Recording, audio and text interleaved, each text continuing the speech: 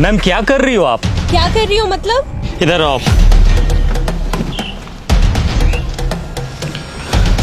क्या है ये? अपने तिरंगे का अपमान। मैंने नहीं रखा इसे। हिंदुस्तानी फौजी की आंखें बाज से भी ज्यादा तेज होती है।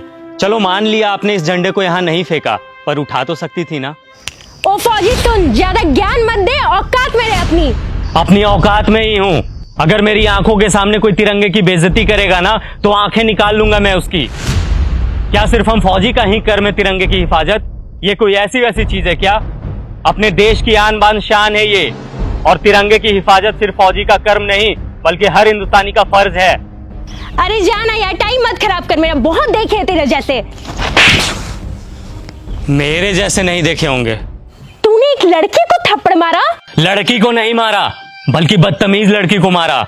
हमें यह नहीं सिखाया जाता कि किसी बेगुनाह इंसान पे अपना हाथ भी उठाया जाए, लेकिन इतना तो तुम्हें भी पता होगा कि अगर कोई इंसान हमारे तिरंगे की तरफ आंख उठा करके भी देखेगा तो हिंदुस्तानी फौजी आंखें निकाल लेगा उसकी। फौजी होने का बड़ा घमंड है तुझे, औकात ही क्या है तुम्हारी? घमंड नहीं, फौजी होने का बहुत ही ज्यादा घमंड है मुझे, और इतनी औकात ही मेरी काफी है। तुम जैसे लोग ना 25-30 हजार की नौकरी करके ही खत्म हो जाते हो, और देख मेरी औकात, 10 लाख की गाड़ी में घूमती हूँ। तुम घूमो 10 लाख की गाड़ी में, हमें 50 डिग्री गर्मी, -50 डिग्री ठंडी, तेज बारिश में भी बॉर्डर पे खड़े होकर अपने देश के लिए हंसते हंसते सीने पे गोली खाने में फक्र महसूस होता है। यही हमें सुकून देता है।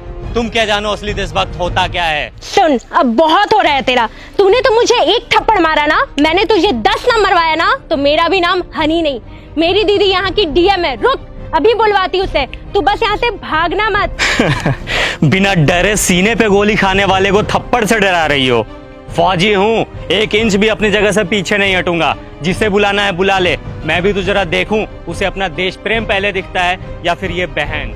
रुक, अभी समझ आ जाएगा।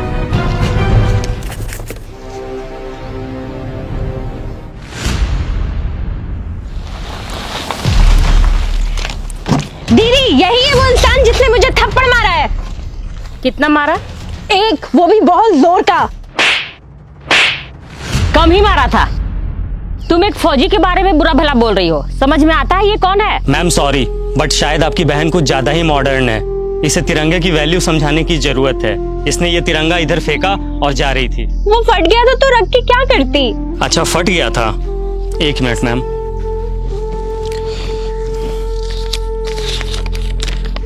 ये कितने का नोट है?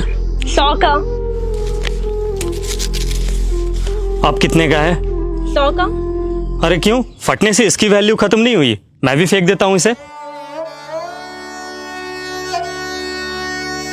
बड़े शर्म की बात है, एक नोट फट जाने के बाद भी अपनी वैल्यू नहीं खोता, चाहे वो 10, 20, 50, 100, 1000 कितने का भी हो।